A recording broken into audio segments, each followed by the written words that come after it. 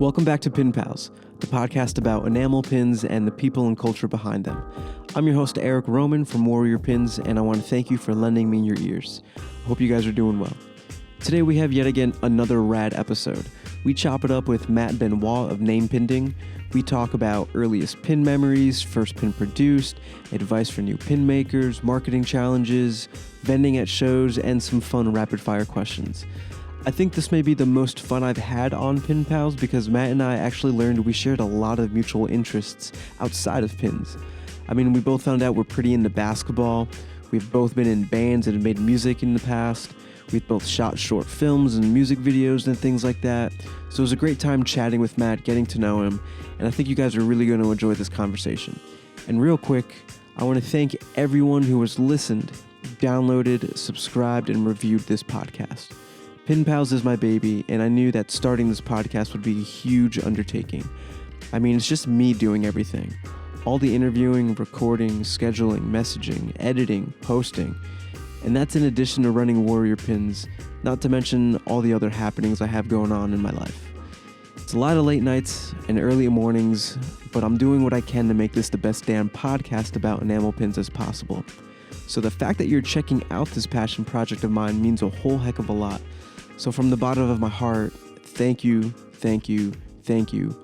All the positive comments, kind words, and reviews, they make the late nights worth it. If I could, I would hug and high five all of you personally. So without further ado, enjoy this conversation with my pin pal, Pinding. Welcome to Pin Pals, Matt. How's it going? Good. Thank you. I'm so excited to be here. It's going well. I mean, as well as the coronavirus and everything is, everything around us, but inside our little bubble at home, things are going great. How about yourself? Same here, man. Trying to work on new and old hobbies, learning a lot about myself. Really just trying to work on myself. I was contemplating on whether or not to share this on the pod, but I'm unemployed at the moment. So right now I have no choice but to make Warrior Pins kind of like my full-time gig and find other like little graphic design and video work and things like that. So I'm trying to stay positive about it. It's pretty disheartening, but it's a wake-up call along with this whole COVID-19 situation. This is a wake-up call, and man, what a year to turn 30. It's. I feel like this year has aged everyone in the last 6 months of just how much has happened. Like we started, there was, started from the beginning of the year to now, just so much has happened. And here we are, and we're, surviving and trying to get through everything, trying to take it one day at a time. I think that's kind of the motto is one day at a time. We've been like, for us, just doing things like all the home projects that we put off doing over the last 7 years are finally just to try to stay busy. It's like, if I can distract myself for a little bit just to like stay sane, that's what we're doing. So we're doing weird yard things. We're doing house things. There's a new light fixture there, just weird things that we can do, just staying busy. That's kind of like our mantra, or at least mine. I think my wife's just like, stop doing, just take a chill pill, go play some Animal Crossing or something. But yeah, that's kind of for me, I think personally, I do best in like the distraction of always staying busy. I think that's just how my mind's working. I'm always constantly thinking of the next thing to do. I have like a list even now of things I'm going to do later today. That's how I think my brain's wired in that regard. That's awesome. That's how you like stay productive and on top of things. I'm a big fan of making lists, whether it's on a Post-it note or I have like a notebook, which just every page is like a new list for every single day or something like that. It's crazy, but I live and die by a list.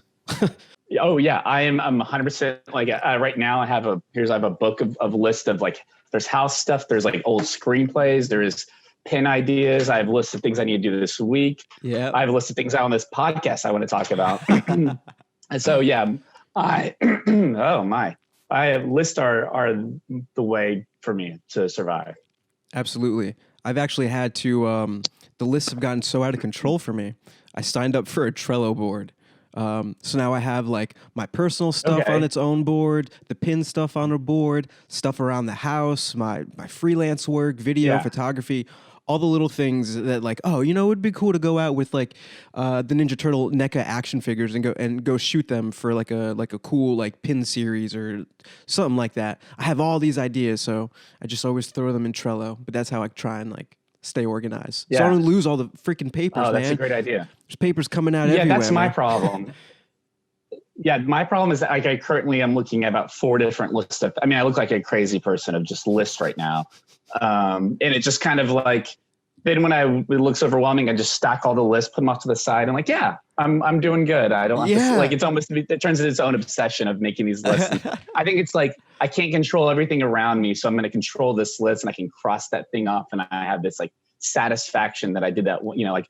Did the podcast. I survived. I didn't combust and the computer didn't explode. I did it. We'll cross that off the list. It's just like little things like that. I think there's like that sense of control that you get when you can't control so many things around you in life that you get that little piece of satisfaction crossing that off. Absolutely. And there's nothing more satisfying than actually crossing off something on your to-do list. It's not the same on Trello when you move it to like the done board or something like that. It's just... doesn't cut it. Putting like a little check mark next to your list or just crossing that out, it's such a motivating feeling. Yeah. If we could somehow turn that into a pin, we'll have to figure out a pin about lists. That might be our new project that we'll figure out. I'm not sure how that will translate, but that might be another 2020 goal. Dude, I love it. We'll have a brainstorming session right after this pod. That sounds and for good. anyone listening, just want to let you guys know that Matt has a great Zoom background. It is The Simpsons. Yeah, it's the living room. Yeah, love it. Here I am like a schmuck. I don't even have anything turtle related. I got a turtle sticker on my microphone. That's good. Yeah, and my pin board all the way back there. You can barely make out any pins, but yeah, I can see a couple of them right there. I think that one might be ours. Maybe, maybe not. Before we get right into name Pinding, I like to ask you what is your earliest memory with pins? Ooh, that is a great question. I think mine's probably a lot later in life than a lot of other collectors. When I know people have stories of like going to like Disney World or and collecting pins, like the Disney pins from a kid. I think mine is, really like 5 years ago. It's not that long compared to a lot of other people. It was really like some friends got some pins, and I just started following some pin makers and thought like, oh, that Simpsons pin's pretty cool. That Ninja Turtles print is pretty cool. I just started following a lot of Instagram accounts to the point where my Instagram personal feed was only pin makers. And so every time I scrolled, all I saw were pins. I never, friend stuff, all that was gone. So for me, it was that. So it was a point where like, well, I used to do some like graphic design back in the day.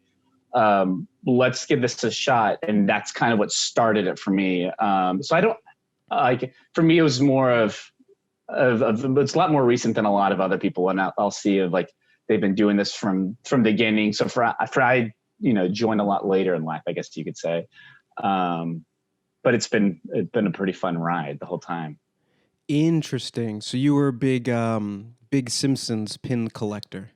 Yeah, Simpsons. I think Simpsons is probably the most, but I'm also kind of all over the place. And I think what I collect and also what we make is very similar, where we do have some Simpsons, but then there's basketball, there's like stuff that we're raising money for nonprofits. There's weird like Spider-Man. I'm looking at my pins right here, as no one can see, but yeah, like we're kind of all over the place. And I think what I collect is also kind of all over the place as well. It's kind of whatever I'm into that moment or whatever I feel like drawing at that time. Mm-hmm. If like that made me laugh at that moment, let's see if we can turn that to a pin, and I think, our kind of our catalog of stuff is definitely represents all over the place in that regard as well. But I know like the point we started in pinning. I have like, we started that on a road trip to New York is when that all actually happened, where my wife was like, just do it, just make a pin, just kind of go for it. And then I think at that point I had this ingrained vision of like, we're going to make the Simpsons pin. We're going to blow up 10,000 followers next week. And then we made that first pin, put it out there. And then it was just like crickets for months. And it was like, oh, okay. So you actually, it's a lot. There's so much more involved than just making a pen and promoting yourself and selling the product and promoting the product. And it was fun seeing that. But I think it was really funny on that road trip of like, yeah, we're going to make the Simpsons pen. It's going to be so niche. No one's even would ever imagine this being a pen. And the problem was it was such a small little market at Simpsons.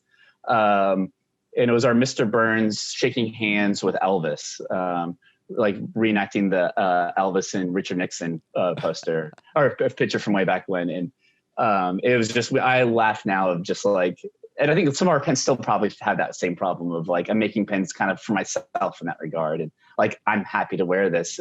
Sometimes those sell well, and sometimes like, I have one for me, one for my wife, and I have 98 backups, you know? But I think that's really important. You know, you want to make products that you would wear yourself. It's very satisfying because like every single thing that I released, I have worn, and I've worn with pride. Like I'm really happy about how they come out, and it's a part of you. It's an extension of you. And I think that's really cool. So very much. You collecting Simpson pins led to you creating name Pinding. Yes. And actually my wife came up with the idea of name pinning after tons of brainstorming for pin ideas and like a pun name or like just, we couldn't think of what to do. And we didn't want to kind of pigeonhole ourselves into like one style. And I think her actually initial one, which I still slightly wish we went with this one, was Indiana Jones. And that was such a brilliant one. And maybe someone now can have that. It's such a good name. I love that name. And then name pinning came and we're like, yes, that's it. It's kind of name pinning. And it worked perfect where we're just kind of we're not just doing one style. We're all over the place, but we're kind of hitting a whole bunch of different people. Like we've met a lot of different people that I feel like would never normally interact, but they're like, they collect this kind. They're collecting this design. And so it's neat seeing like hitting all these different, I guess, demographics and targets in that way. That's interesting. I think we have a similar upbringing because I found myself in a very similar position where I didn't want to pigeonhole myself into just making turtle pins because I had ideas. You know, at the time I was working at a piano shop, so I knew the market pretty well. So I'm like, oh, I can make, you know, some vintage electric piano pins, and I know who to market them to and how to market them, just because I knew that audience and that industry. Whales and basketball was another like big thing. I mean, it's part of my DNA, basketball. So I wanted to do all those things, including turtles. So it was really hard, like trying to come up with not a generic name, but a name that doesn't like, you know, pigeonhole you into just kind of one little niche. But what I found is really funny, it's the turtle pins that do well for me, and it's the turtle pins that people know me by. And when you look at like a lot of the numbers too, it's the turtle pins that are outselling anything else. Even if you look at the posts, you know, one of my latest posts was our LeBron James meme pin. You know, just getting ready for basketball to start up again. And if you look at the number of likes on that post, it's like a fraction of what typically our posts get, you know, probably under 50 likes. Whereas, you know, with the algorithm nowadays, it varies between like 200 and 500 likes on like, you know, turtle related photos. It's crazy. So my question to you is, did you see something similar in that? Was there one type of like niche pin that you were making that you saw take off quicker than the others? We had two we kind of lucked out with two in the beginning. So our first one was our Mr. Peanut Butter pin from BoJack Horseman. And that one exploded. And it came out like right when season 2 was released, I believe. It was like just dumb luck timing on my part. I wish I could lie and say like I had planned it like that. I definitely did not. It was lucked out, but we sold a whole bunch of those really quick. And so we kind of thought, well, maybe we'll just start doing these, like we'll do a whole bunch of BoJack. And as soon as we sold like pin number like 98, we got our cease and desist from them. So we're like, all right, we're done with that one. And then the other one we did Coach Popovich of the San Antonio Spurs, also just a big basketball fan as you are in this house. So we did a Coach Popovich death stare. Yes, that's the one right there. So that one was our first that kind of had like a little viral, especially like in the city of San Antonio. So we're in Austin, but San Antonio is just, like an hour away. My wife's from San Antonio, so we're there all the time visiting family, going to a game, just San Antonio. So we love that city. So that one exploded there and across everywhere that were Spurs fans, because there's some Spurs pins, but not like that. So that was our first. And so that kind of put us in the direction of doing some San Antonio bootleg kind of fun merch like that. And we've kind of done, I guess, 4 different ones over the years. We just released another one that just been kind of fun doing that. Just as same as you getting ready for basketball. Yeah. So I want to talk to you about your first pin. It was the BoJack Horseman pin. Tell me what it was like designing and actually getting it made. What was the process like for you? It was me calling my wife into the room to look at the computer hundreds of times for small lines of like, hey, I made this adjustment. I don't know what you're talking about, Matt. No, but I made this adjustment. It looks the exact same. And just looking at like, if you look at my computer with just so many revisions, because my head was like, I have to get this perfect. Like, this is going to define me. This is going to be, and in reality, it doesn't matter. So we released 3 at the same time. It was our BoJack Horseman, our Devin Sawa pin, and then our Mr. Burns and Elvis pin. Those are our 3 that we released. And I think I almost put like an unnecessary pressure of like, these got to be perfect. These got to be. In reality, it's pins, and they're either going to like it or they're not, and people are going to move on. But for me, I think that process was just agonizing over every little line and every little thing. And then also, we weren't really sure. We went through like a middleman to get it made. So it was a lot of like the unknown of like, I'm just sitting some money off it. And like, I hope some pins come in a month. We'll see. So there's a little bit of an unknown. And I think now there's so much more information and there's forums that it's so easy to get started. Where I thought back then it was a little more of like, I'm just sending some PayPal money to this person and let's see what happens in 4 or 5 months. And like, that was a lot of money. Yeah. And then, like finally getting them, and like 2 of them, I was really happy. One of them was like, I would the color on my screen is a little different than the color of the pen, because that happens. It's hard to always, get those Pantone colors matched up just perfectly sometimes. So for me, it was a lot of unknown and uncertainty, and like thinking like these are going to launch us and propel us, when really it was I think that's probably also just how my brain's wired a little bit of like agonizing over this. My wife was like, just show me when you're done. Like you've called me in here so much. And so she was so awesome about like, at the end of the day of like, that's the one, let's go. Like, let's put these into production. And from those early days, till now, we're like having her as like a springboard for ideas is what really has propelled this main pending and helped with kind of where we are now. And, like I never would have imagined 4 years later, we're still doing this. Like we're celebrating our 4th anniversary, September 3rd. I never would have imagined we're still doing it. Yeah, thanks. And we're doing like a free pin giveaway for that. So I ordered 100 pins. We're going to give them all away for free. Whoever just places an order, you get a pin. So we're getting that pin in, I think, next week or so. But yes, like I never would imagine we're still here. And, it's without her help. With her help, we would never be this far. So, yeah.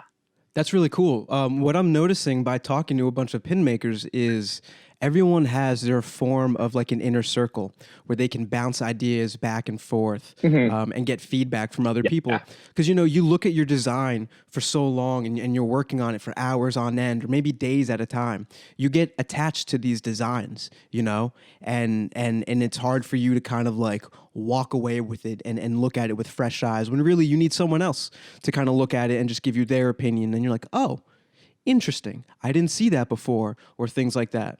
So that's pretty cool that your wife is a big part of that. I love that.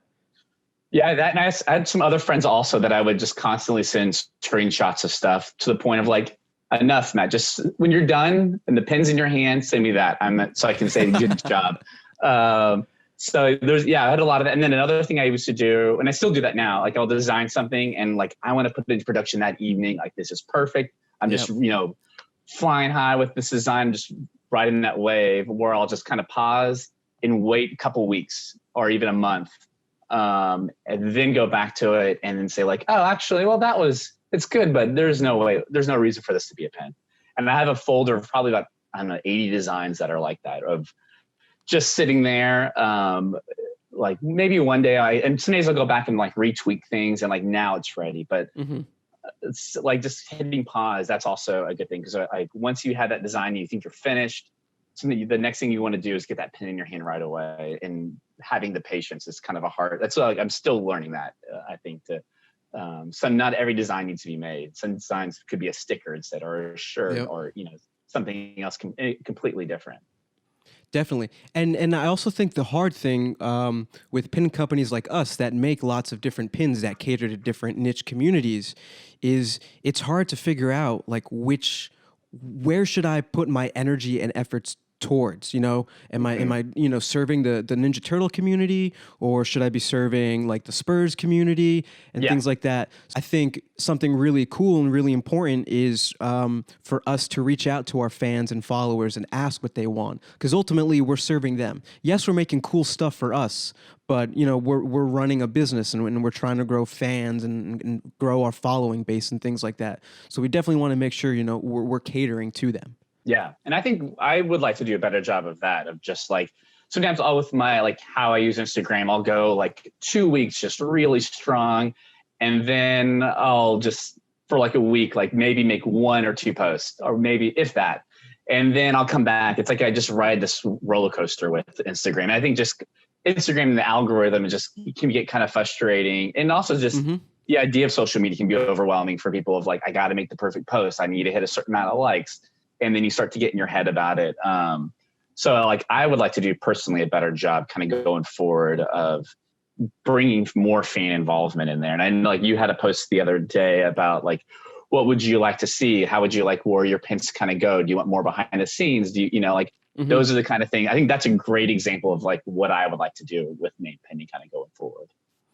Yeah, because like you can easily get lost in a lot of the little things, and you don't see it from a fan perspective. So sometimes you just kind of need their input and their insight. You just need to like take advantage of a lot of these like Instagram features, like polls and questions, and just engage with them and see what they want. Because ultimately they're supporting your dreams and things like that. So you want to show that you care, and I think it's pretty evident that you care.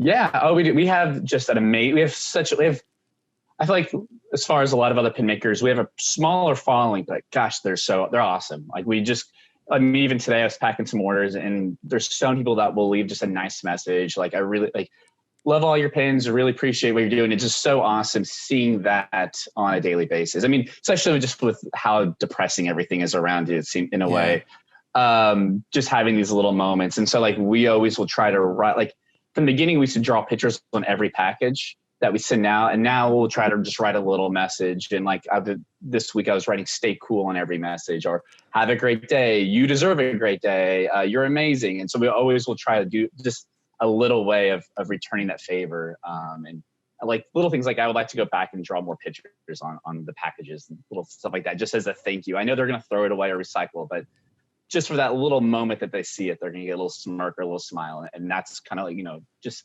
that whole relationship like that, how it works.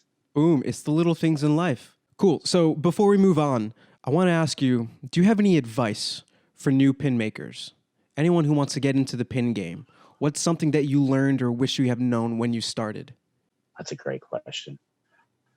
I would probably go, I mean, for one, there's so many forums out there, message boards, like on Facebook, and do the research for one. Like just keep it simple. Whatever your design is, don't try to overthink it. Just keep it simple. Find something that you're passionate about, something that you like. And I would just do that, and post to like, this is going to try to give me 10,000 followers. I'm going to break the internet for this day and sell these. I would do something for you, something that you're really proud of, something that when you put on your jacket, your bag, whatever, you're just excited to show off to people. I think that's the way to start. That's the way it should always be. But, do something for you, do something that you like, find those message boards on Facebook and research it. And then instead of just trying to go in, and it's a pen. So like, have fun with it. Don't overthink it. I think I overthink it. I'm I'm always overthinking it, but this is probably still advice for myself. I'll just look in the mirror and say this. This is intervention, Matt. Stop overthinking everything. That's, we have our keep it simple, stupid pin that I made. And that's just as much for me, just to keep it simple, stupid. So yeah, I would, that's probably the advice. Just keeping it simple, do something you love. Reach out to me. I'd be happy to direct you to places. I'd happy to help get, we've helped a lot of other artists get pins made. So just reach out. I'd be happy to do that. That's awesome. I just want to echo what you said, doing the research. I think that's really important. Like, this isn't something that you can just kind of design and hope you can have it manufactured in one day. Like, you have to do your research and figuring out where you're going to get your pin made. Is it going to be through a middleman? Is it going to be through a manufacturer directly? What are the pros and cons of each? Is my design finalized and ready? Oh, it's not a vector file. Oh, what does that mean? Getting it all ready. Like, there are a lot of steps. So it's not something that you should rush.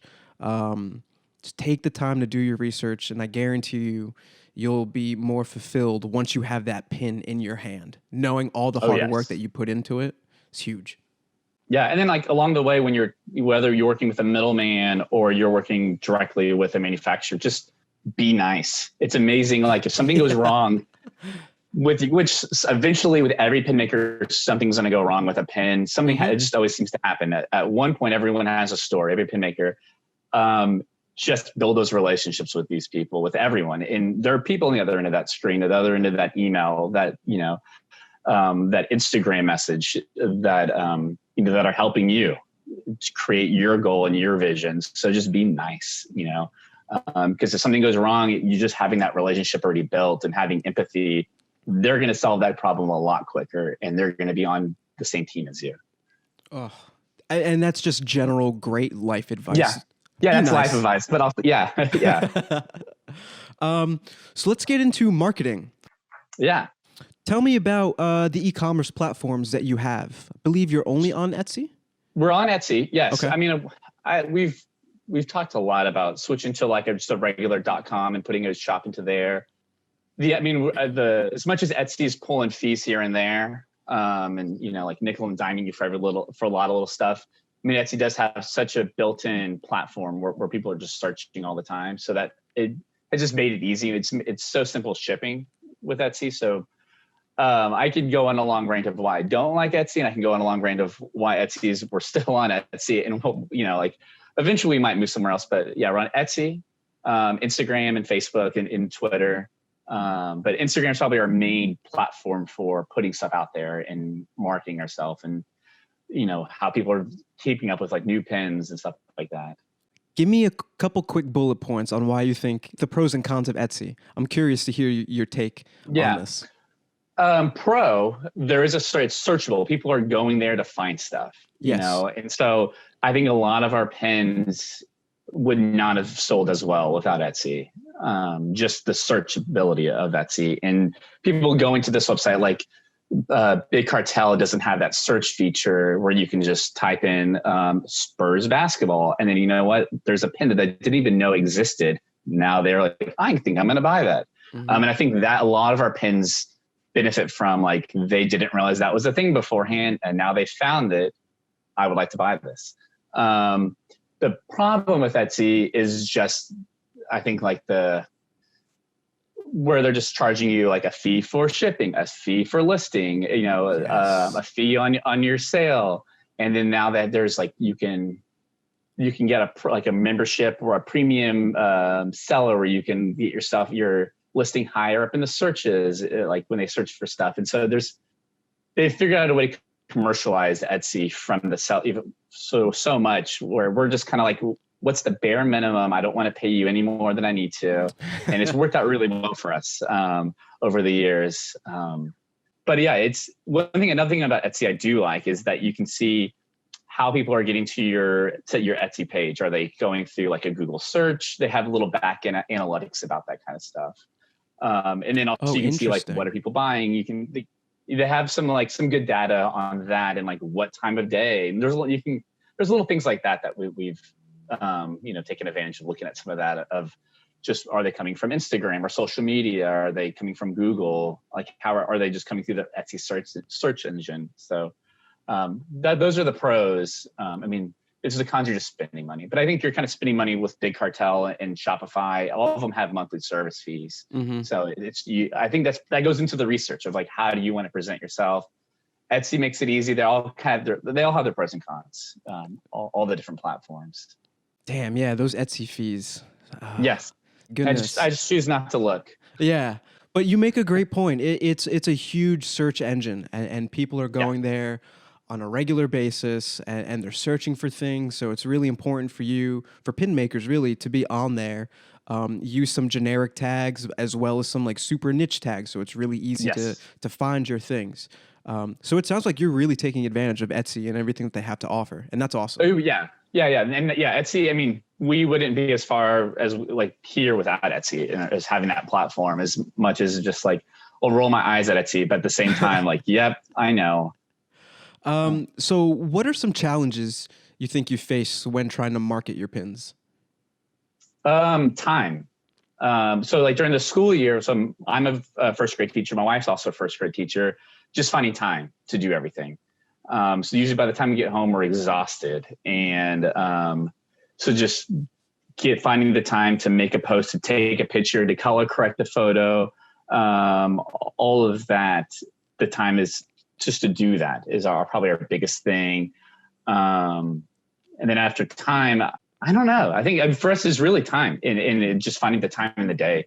And sometimes I'll get like just overwhelmed at like seeing people just post all these great, amazing pins and these amazing photos that are just like lit so well, so nicely. And, and just like, oh man, that's really good.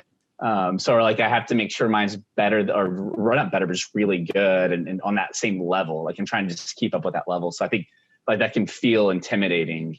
When, I shouldn't be thinking like that. I should just post it and it doesn't really matter because it's just a post, and an hour later it's going to be gone. No one's going to think about it again.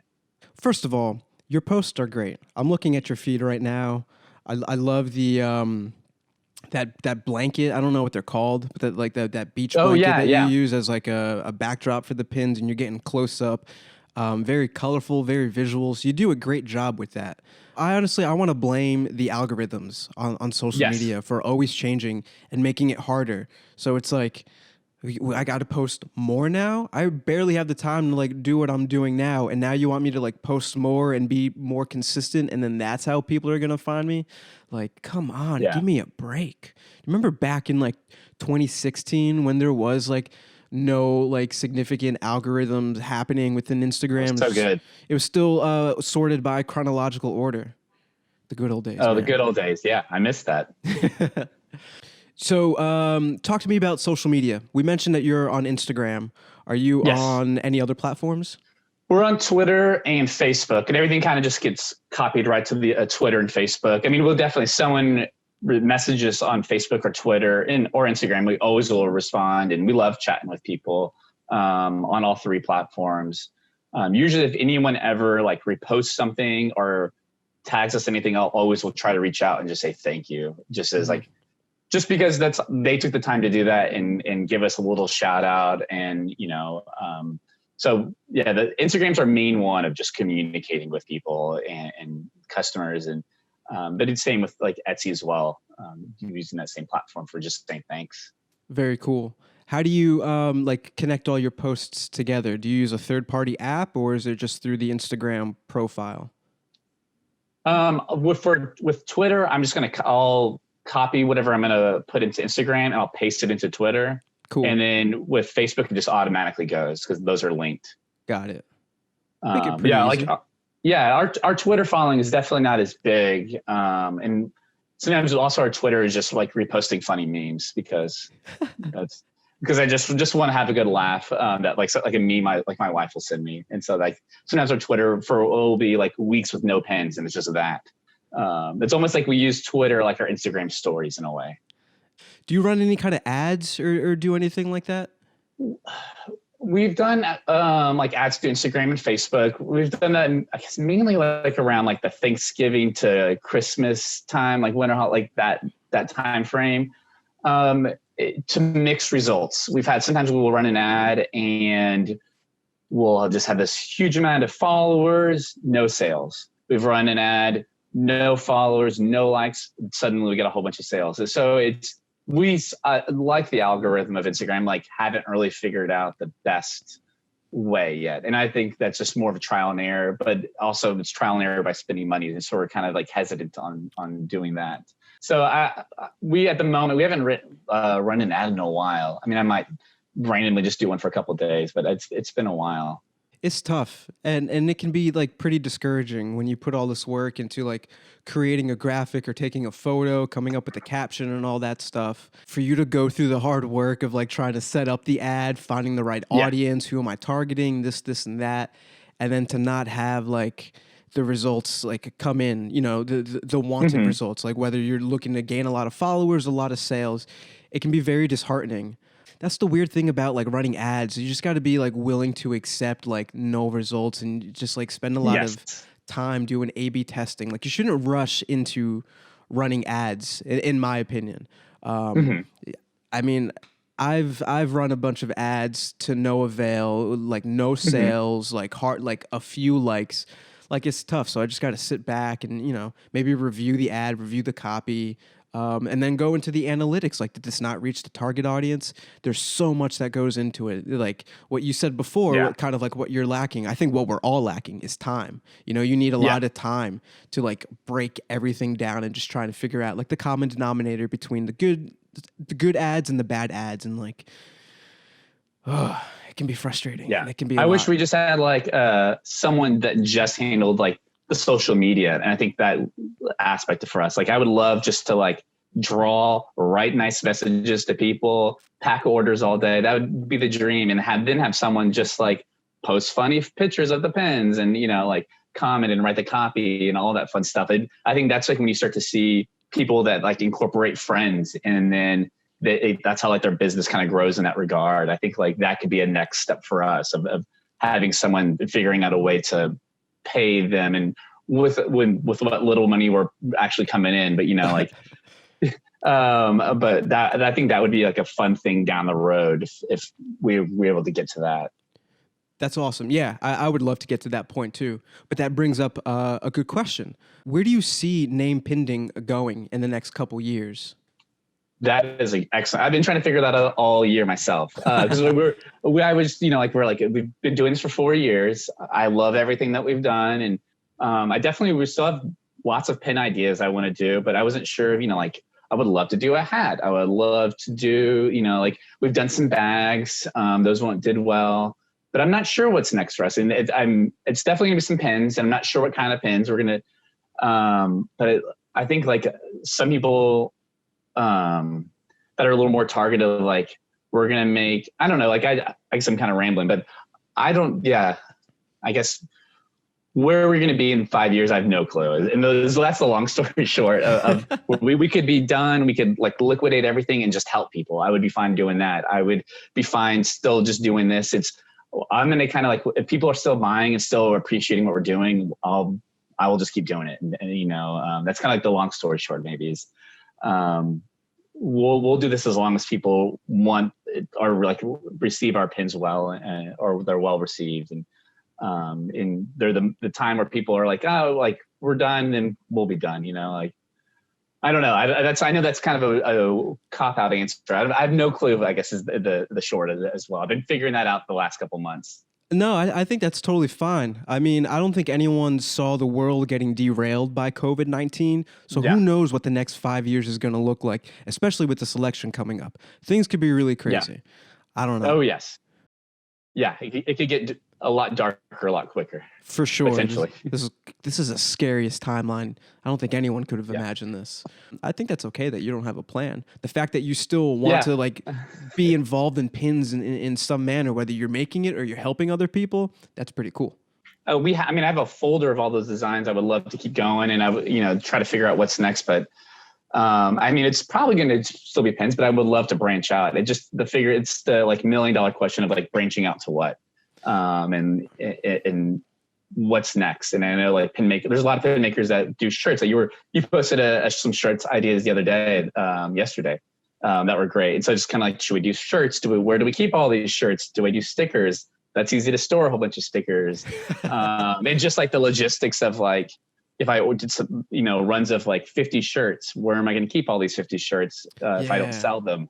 Or pins, I can just put them all in a box and have we have our wall where we keep all of our pins, Nice. Our little shelf, and we put them in like little like storage bins, and we have each design has its own little bin. Mm-hmm. And so it just makes it easier. Like pins are so easy to store versus like other inventory. So I don't know. I think it's probably me had that ongoing theme of like overthinking things and analyzing that decision, but it's fine. I'm in no rush.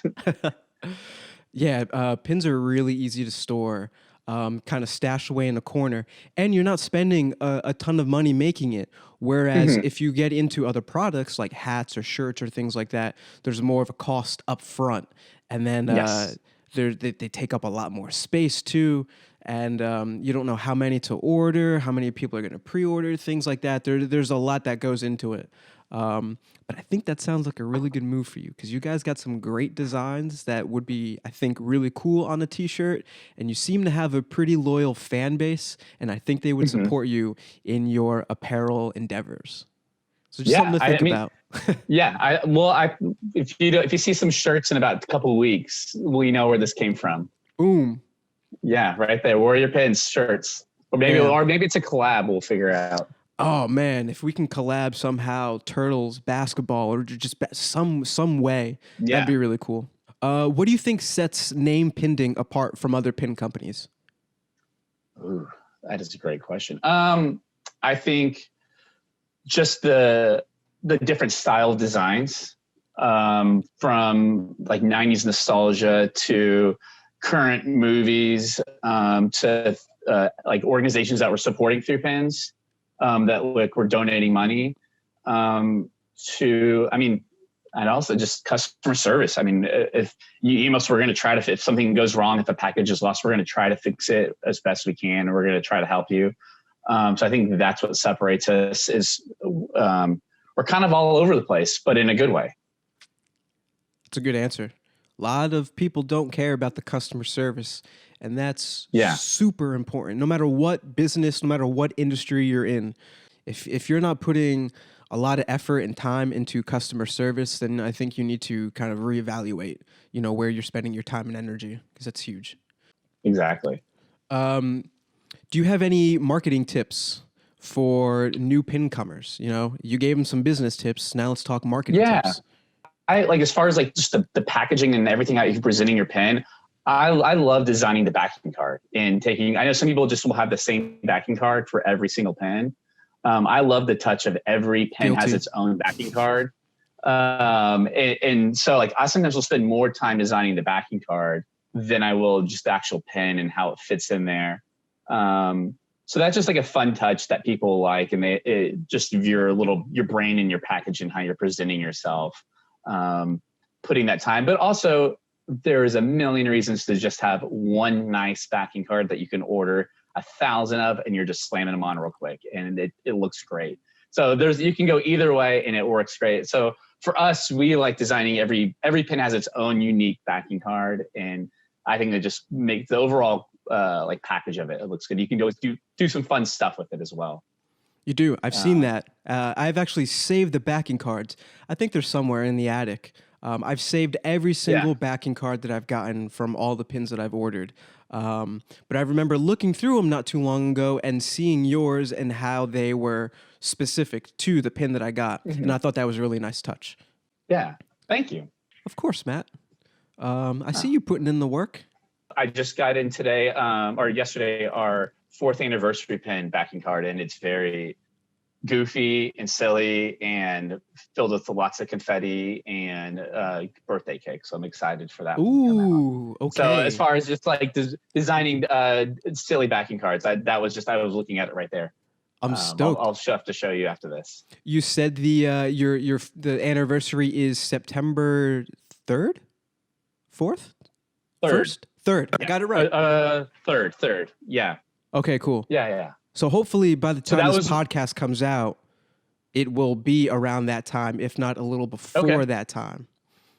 Perfect. Yeah. And we're going to we'll give that away for free. And then we're going to do like a Warriors promo code, which I don't know if I'm jumping ahead and things, but we'll have that like 25% off the shop using the code Warriors until like Halloween, November. We can just have it the rest of the year. That's fine with me. Yeah. Just use it as much as you want. Use Warriors. And I think for 25% off, I think just like things, I know I'm jumping around, but I was looking down at on my notes, my list, tying it back to the beginning of this podcast. It's all good. Making lists and crossing things off. I guarantee you there's someone who's like, come on, get to the discount code, Matt. I just need the discount code now. So, and it's you can use it till, we'll say thanks end of November. How about that? Okay. That's cool. At the end of November, you can use that code. Hey, man, 25% is really generous. So if anyone who gets mad that they didn't use it by November, take it up with Matt. Yeah. And I'll probably just say, here's 25% off, and we'll extend it another month. That's how nice of a dude you are. So let's talk about vending at shows, because that is quite an experience. Yeah. Well, first of all, we talked a little bit about vending at Patches and Pins Expo back last year when they came through Austin. So why don't you tell me a little bit about that and your experience there?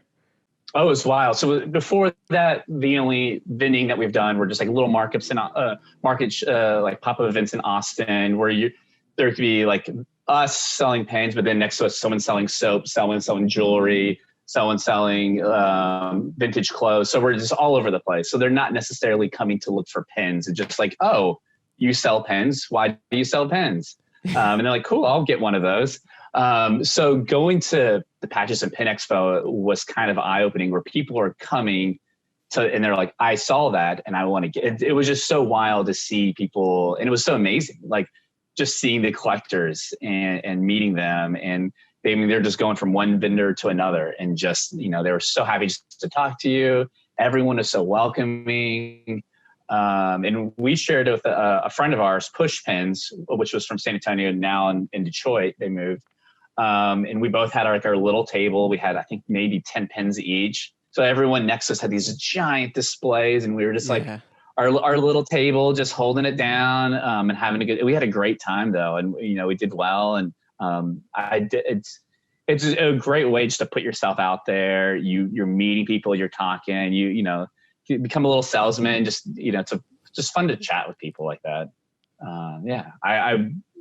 Whenever this is over and it's safely, we can do these expos again. I would highly recommend getting to one of. I know there's a lot of different ones that are running, but go to one of those. Yeah, Patches and Pin Expos. There's something else.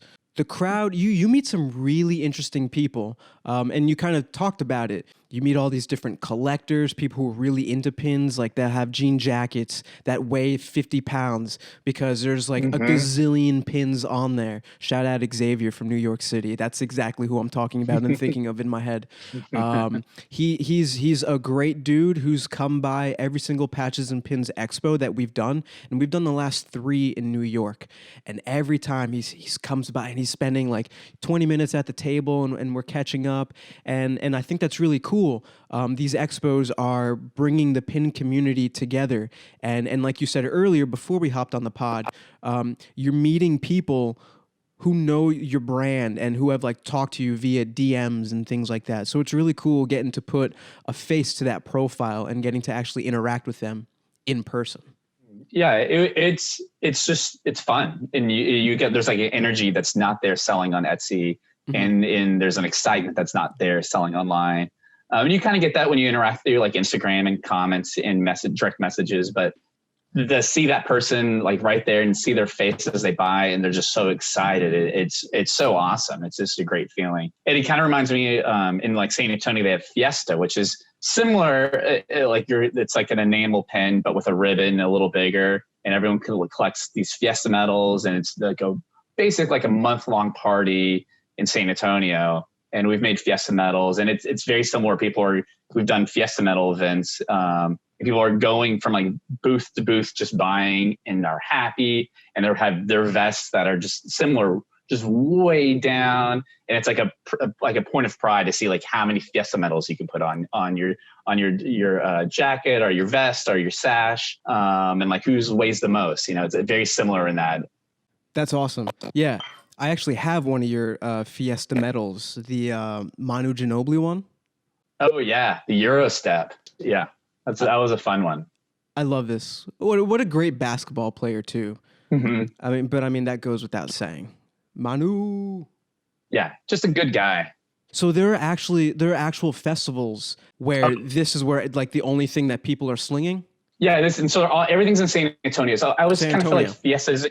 Yeah, so it doesn't go like north of like San Marcos. I mean, there's like I grew up in Austin. I'm from Austin, and I never heard of Fiesta until I met my wife, who's from San Antonio.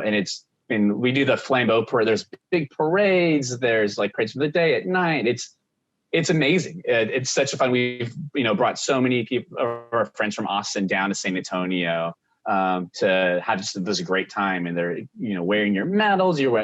There's so many like just talented artists that easily could just like take over like a pin world but they're making Fiesta medals, and it's so cool seeing what they're producing.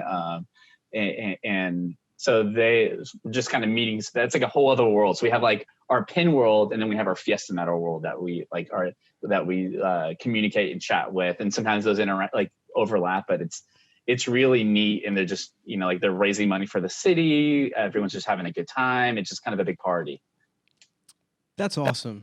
I love to hear that. I love just communities backing like these cool little niche things. I think that's beautiful.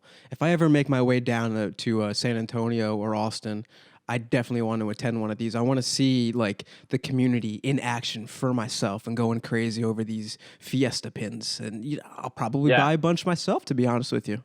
Oh, they're great. I have a whole bunch so this year it got canceled. I have a whole bunch of sitting there like, I guess I'll wear them in 2021. It's every April. We've helped produce for Fiesta medals for other company or businesses and artists. And there really is like a kinship of like everyone supporting and raising money. And there's just so many talented people in San Antonio producing these Fiesta medals. That's awesome. It's amazing to see. Yeah. So when you're vending at these shows, what is your favorite thing about it? I mean, there's definitely, I love setting everything up. I think like even like being a first grade teacher and teaching, like I love setting up that classroom. I think there's like that part of the beginning of the year, which now it's going to be online on a computer, and it's going to be this is the same Simpsons Zoom background you see. This is like I just set up right now, and I have like a box of books over there. But I definitely love setting up. And so like beginning, I love that excitement in the air when you're setting up and you're kind of looking around and you're also seeing like, that's amazing. I'm going to take that idea and do that for mine next time. Or like, everyone has like different ways of how they're displaying their pins. I was seeing that's really neat. But I think it's the like interaction and people coming to your table and are just excited that what you made. And there's like a validation in that. And there's also, you're like, you did it, so I made this and I put myself out there and people are like, cool, I'm going to give you money that I worked hard for. And here you go. So that's just like an exciting thing that people like your artwork and they're seeing, you're talking with them and, you're sharing little stories. And in like when we had an HEB prayer candle pen, and we had all these people from like, I work at corporate at HEB. This is the best thing. Or, and just having these little conversations like that. It was just really neat, fun. And same with the Spurs or the Bobby Hill pin that we have, like, I love King of the Hill. And like, I do too. This is my favorite. What's your favorite episode? And just having these conversations like that, it is always real fun. But it can also be like, by the end of that day, you are just emotionally drained because you're putting yourself out there for like 8 hours or 6 hours of talking and small talk and having a good time. But then at the end, we always come home and it's like silent of just like, let's just sit on the couch and do nothing. We'll unpack later. Yeah. Get a sore throat after the end of the night because you're talking to everyone. And like you want to talk to everyone and you want to give like 200%. So it's totally understandable. I mean, if you're not drained by the end of the day, then you didn't put enough effort into like talking to these people or just, engaging with them. That's really awesome. That's a real answer. I love that. Yeah, thanks. Okay, here we are near the end of the episode. Have a couple rapid fire questions for you. You ready for this? Let's go. Let's do this. Which one of your pins was your most favorite to make? Our Pizza Beagle, because that's our dog Otto.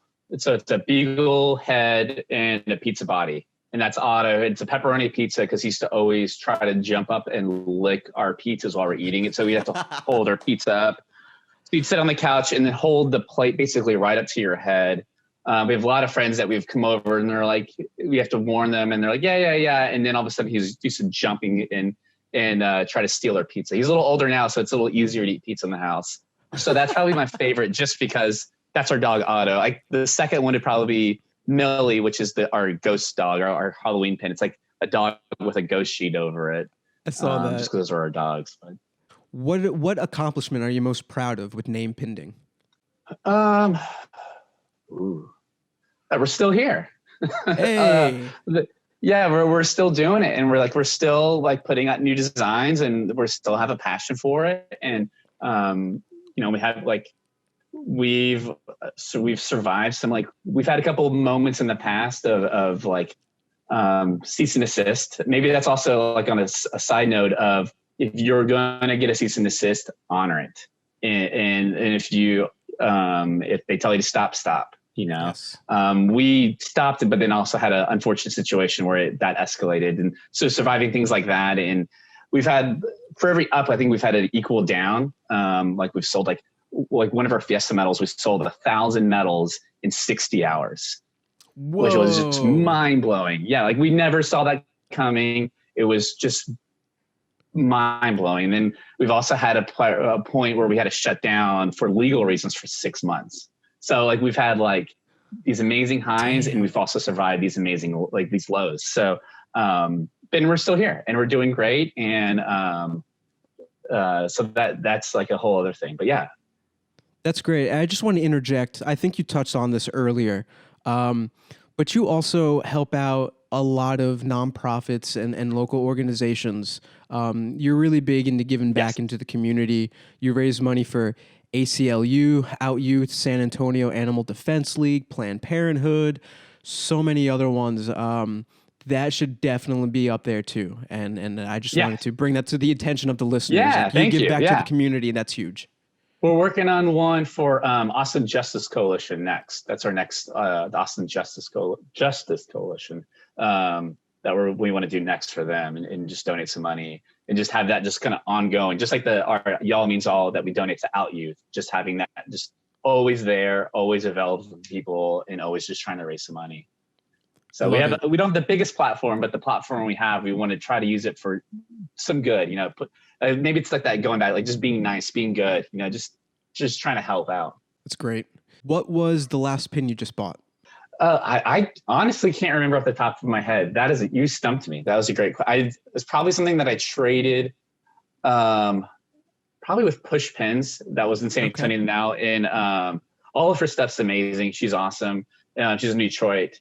It was that. I mean, you've stumped me and cracked me. Congratulations. Hey. Not out here trying to stump anyone, man. I'm just trying to spread peace and love, baby. Yeah, the hard questions. They get even harder. If you had a redo in life, what would you do differently? I don't know if I would change that much. I mean, I've been made some short films with friends for right out of high school, and had a great time doing that, and played in a band with some friends.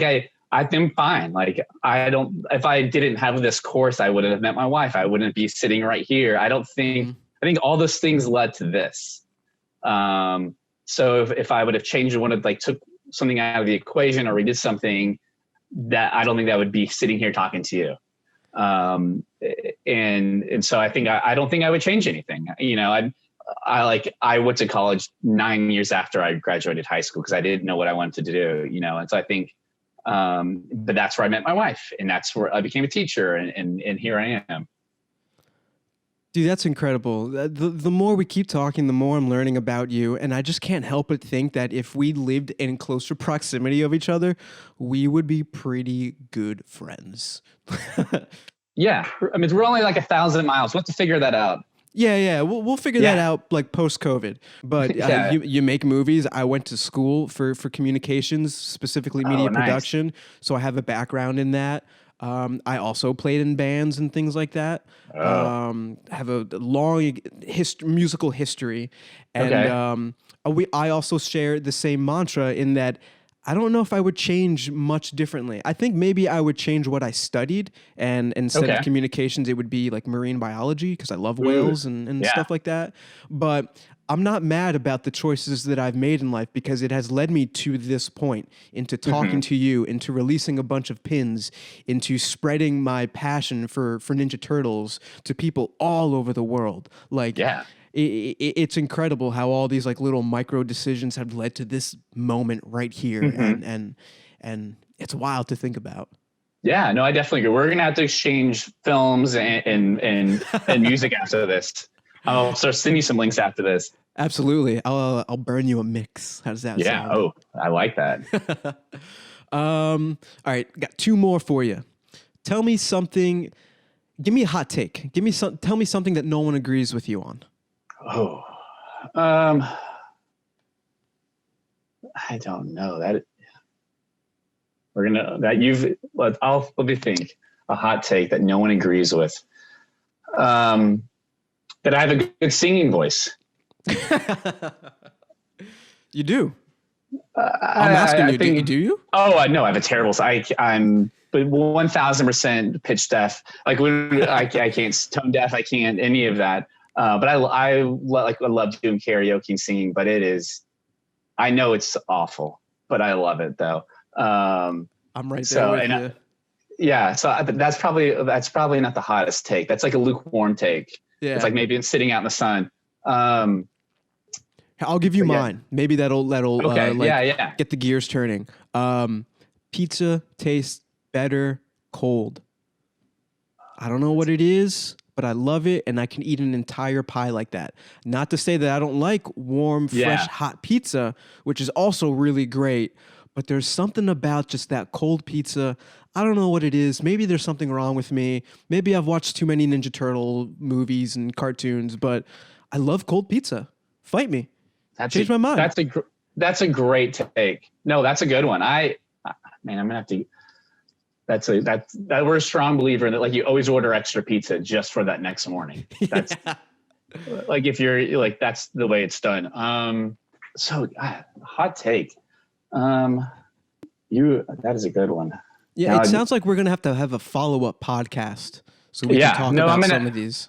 the problem is as soon as this ends, I'm gonna go, damn it, here's my hot take. I know it's gonna happen as soon as but probably like as soon as I hit like end meeting, that's when it's gonna come up. And that's exactly what happened. Shortly after we ended our Zoom call, Matt thought of a hot take, and I gotta say, it might disappoint some of the listeners. Take a listen. Here's my hot take. In-N-Out is not very good. Skip it. There's so many better places. Whataburger, P. Terry's, Dan's, anywhere else. In-N-Out is not very good. And there's my hot take. Yeah, let's jump back into the podcast. The last rapid fire question. What are the little things in life for you?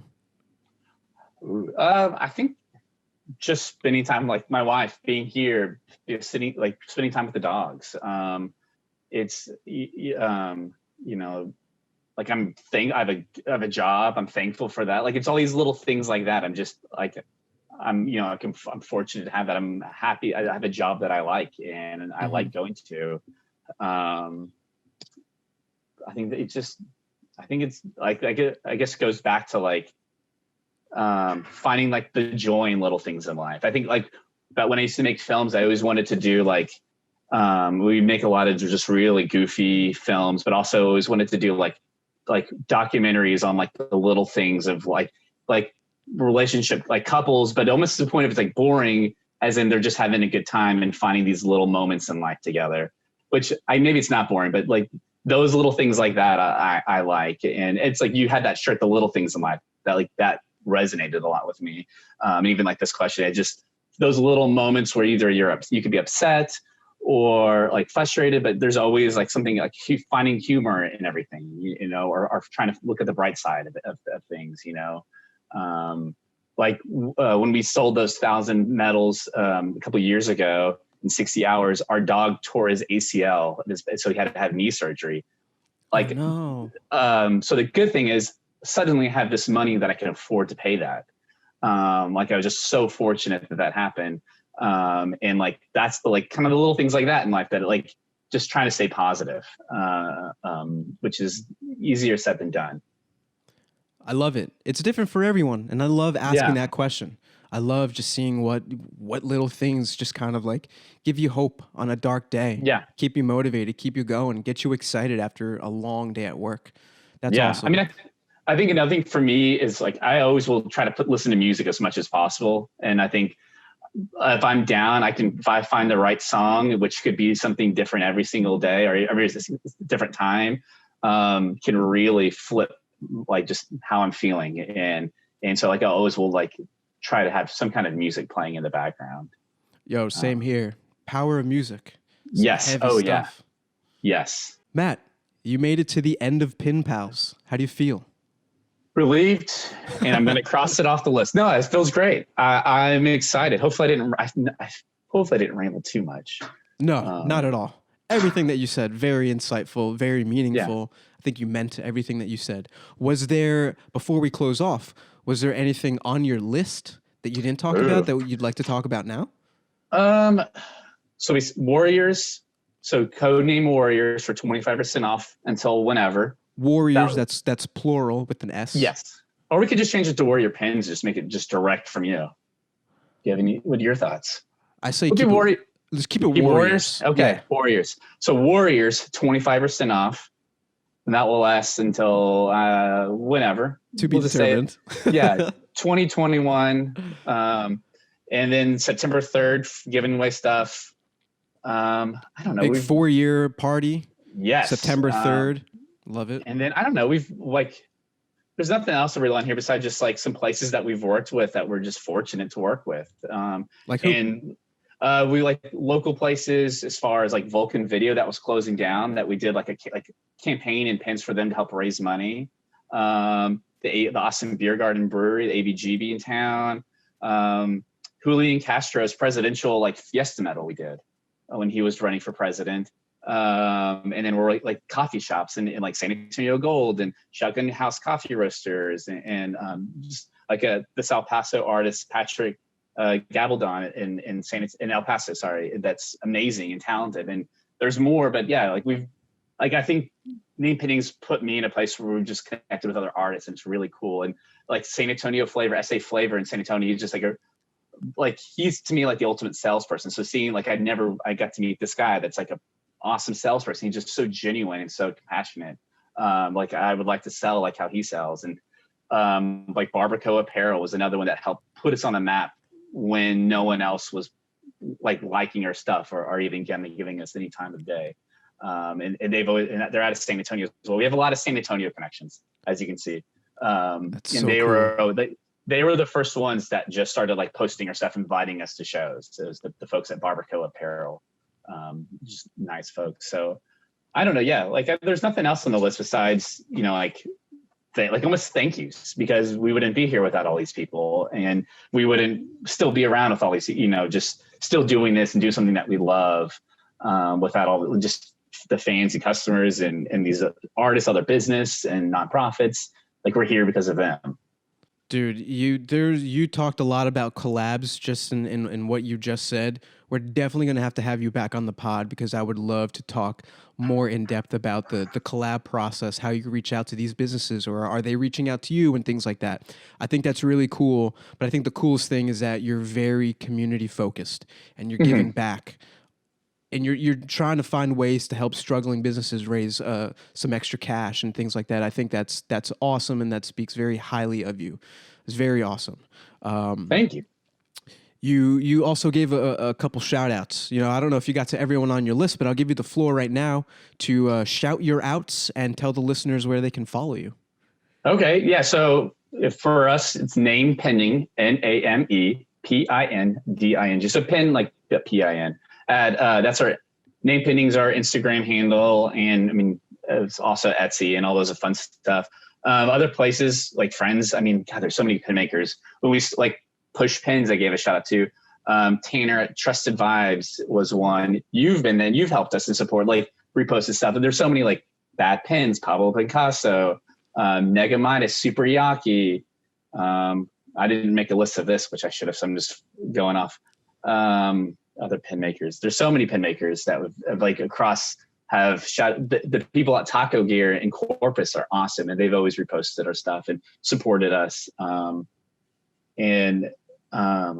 just trying to think of other ones, but there's I mean, it's really kind of goes back to that same, I have that same theme of just being thankful that we're here. Like when you asked me to be on this, I kind of went on a, like, just going back and looking at our old Instagram of like where we were and where we are now. And it was really just amazing to see that progression, that timeline of how we started, what we were selling, how we changed as an artist, and how we've started giving back and trying to raise money for different organizations. It's been just like amazing. So like, thank you for that. So thank you for just inviting me, because that put me on that journey of kind of re-looking at everything and looking at what Name Pinding's done and accomplished, which was amazing to see. Of course. That's awesome. Thank you. That's great that you were able to go on like a little journey and just kind of think back and reflect on the past 4 years. So it sounds like you have a ton of shout outs. I know we can't get to all of them, and I know that there's a bunch, but that's just proof of Name Pinding and how far you guys are in the pin game and how deep you are in the pin community. Like, and again, it's hard for me to say anything else, but that's awesome. I think that's really cool. Thank you. Cheers. I have my Topo Chico. Cheers in you right here. Cheers. Water. Yeah. Ching ching. Mm-hmm.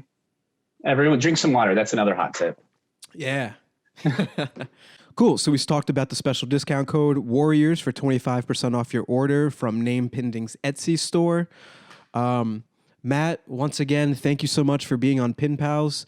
This was a great conversation. Hopefully we can have you back on the pod very soon. More importantly, I hope that our paths cross IRL sometime soon. Yes, we're supposed to be in New York in May. So obviously this past May, obviously that did not happen. We would love to just get now, because you're in Jersey, right? Yeah, we're just outside the city. Okay. All right. So we're going to have to try to get back to like that area whenever it's safe to get up there again. And we'll just make a point to be there and go swing by Jersey and say, hey. For sure. That's so funny, because I was also contemplating a trip down to Austin before things got like really bad down in Texas, unfortunately. I'm sorry that you had to deal with that. Hence our bubble that we've been living in right now. Yeah. Well, you guys are doing a great job. I'm really looking forward to what you guys have coming up in the future. Best of luck on your anniversary. I know that's going to be a blast, and I can't wait to see the pins and the reaction from the fans. Many blessings, and wishing you tons and tons of success and a safe rest of 2020. Thank you, Matt. Really appreciate your time. Thank you. Awesome. Thank you. Have a great day. And there it is, episode 5 in the books. I hope you guys enjoyed my conversation with Matt /Name Pinding. It was a great time, like I said before. If you like what Matt is all about, please check out his pins at etsy.com/shop/Name Pinding. And go ahead and give him a follow on the Instagram. It's just at Name Pinding. Again, that's Name Pinding, Pinding. If you enjoyed this episode, please subscribe to the Pin Pals podcast. Every download, every follow, every listen, every review, every rating plays a big part in the podcast success. You know, if you want this podcast to be up there with Joe Rogan and his podcast, that's how you help. Also, feel free to share it with a friend who's really into pins, because I know we all have that one person in our life. That wraps up season 1 of Pin Pals. This was a ton of fun. Thank you to my guests, Nostalgia Vault, Rolling Pins, Express Yourself, Lil Boat Boutique, and Name Pinding. But more importantly, thank you to you, the listener. I hope you enjoyed going through the minds of pin makers, and hopefully you gained a new perspective and appreciation for enamel pins. Follow Pin Pals on Instagram at pinpalspodcast to stay in the loop for season 2. Until then, I'm Eric from Warrior Pins, and remember, it's the little things in life. We'll see you soon.